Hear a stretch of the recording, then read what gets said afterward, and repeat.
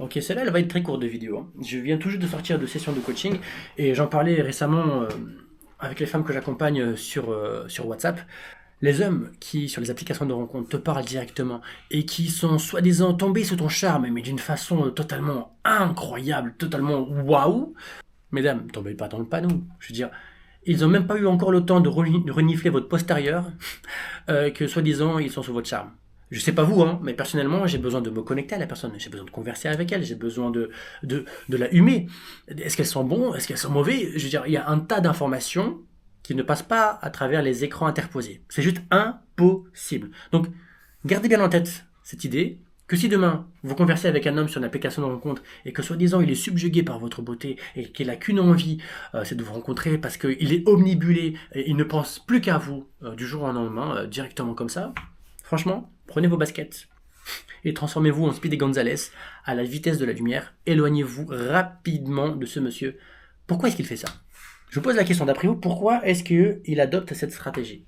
Franchement, c'est pas très farfelu, c'est tout simplement parce qu'il en a pour votre postérieur. Tout simplement parce qu'il a envie de pouvoir se soulager. Tout simplement parce qu'il a envie de butiner à droite et à gauche de la façon la plus éphémère, et ce, en fournissant le moins d'efforts possible. D'où son enthousiasme à toute épreuve.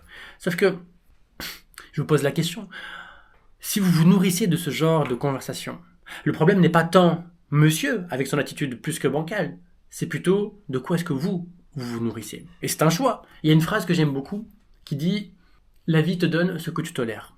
Je te laisse, pardon le lapsus bizarre, je te laisse y réfléchir 2 secondes. En fait, pourquoi est-ce que tu tolères ce genre de choses? Tu vas te dire, ouais, mais Antonio, ils sont tous comme ça. Non, non, non, non, non, ils sont pas tous comme ça. Le problème, c'est pas ça. C'est que tu as dans ton sac à main plusieurs unités que je considère sacrées et rares. La première étant le temps. La seconde, ton énergie. Et la troisième, la charge émotionnelle inhérente à l'espoir que tu injectes à chacune de tes tentatives. Et si, de facto, tu donnes tellement de temps à ces hommes qui sont plus que bancals, qui sont des joueurs de flûte plus que professionnels. Là, ils sont dans la Champions League, hein, ils sont au niveau olympique. Toi, tu acceptes, tu tolères, parce que ça te rassasie? Non. Ça répond même pas à tes besoins physiologiques ni émotionnels. En fait, c'est comme du sucre rapide.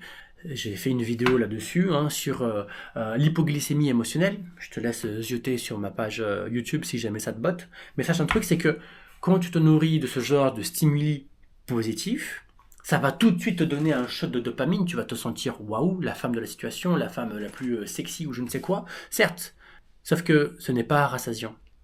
C'est pas avec ça que tu vas te nourrir parce que ce monsieur, en fait, ne sera pas en capacité d'être un marathonien avec toi. Il sera pas en capacité de se projeter avec toi. Il pourra pas faire tout ça. Tout ce qu'il sait faire, c'est être un sprinter. Il donne tout sur une courte durée. Alors je te pose la question, est-ce qu'aujourd'hui tu as envie de trinquer à tout ce qui est éphémère avec ce monsieur ou est-ce que tu as envie de construire quelque chose qui fait sens sur du long terme avec un partenaire qui regarde dans la même direction que toi?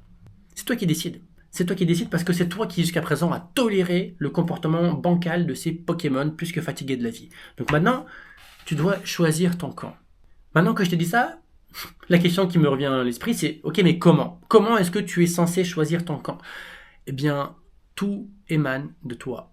De comment est-ce que tu te conjugues avec les hommes, comment est-ce que tu t'affirmes, comment est-ce que tu leur dis non pour te choisir toi.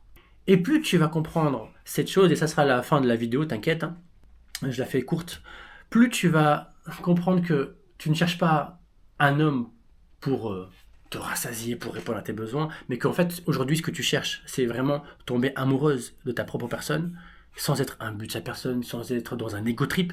Je te dis juste, en fait, que tu dois être convaincu, intimement convaincu, que tu en vaux la peine. Parce que sinon, sans ça, en fait, tu vas te retrouver à instrumentaliser ta sexualité. Sinon, sans ça, tu vas avoir encore cette peur de l'abandon. Tout un tas de choses dont tu n'as pas envie d'avoir dans ta vie. Bref, je la veux courte, donc je m'arrête ici. Écoute, si jamais tu as envie de prolonger cette conversation avec moi et que tu as envie de creuser davantage pour comprendre des choses essentielles qui peuvent impacter positivement ta vie, sache que sous cette vidéo, tu as un lien URL te permettant d'accéder directement à mon WhatsApp professionnel et dès lors, on pourra converser ensemble. Je te poserai une ribambelle de questions pour comprendre qu'est-ce qui se passe de ton côté et pourquoi est-ce que jusqu'à présent tu as été en suradaptation, pourquoi est-ce que tu as accepté de tolérer telle et telle chose.